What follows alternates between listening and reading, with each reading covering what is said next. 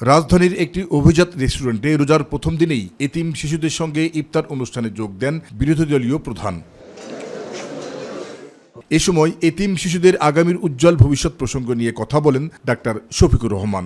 শুধুমাত্র দলীয় পরিচিতির কারণে আল্লাহর একজন বান্দা কিংবা বান্দি যেন জুলুমের শিকারে পরিণত না হন। অতীতে যারা যে যুগে যখন এটা করেছেন তারা ঠিক মতোই আল্লাহ তাআলার পক্ষ থেকে পাওনাটা তারা বুঝে পেয়েছেন। চেষ্টা করব এরকম কিছু দেখলে সরকারকে দৃষ্টি আকর্ষণ করতে।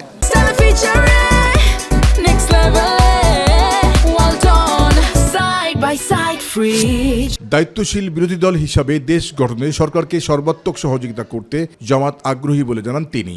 আমরা একটি দায়িত্বশীল বিরোধী দল হিসাবে দেশকে সামনের দিকে এগিয়ে নিয়ে যাওয়ার জন্যে ন্যায় এবং সত্যের পথে, সুবিচার কায়েমের পথে, দুর্নীতিমুক্ত সমাজ গঠনের পথে, মানবিক সমাজ গঠনের পথে আমরা আপনাদের পাশে থেকে আপনাদেরকে সর্বাত্মক সহযোগিতা করতে চাই। তবে জনগণের স্বার্থবিরোধী কোনো কাজ করলে জামাত নীরব থাকবে না বলে জানান বিরোধী দলীয় এই নেতা।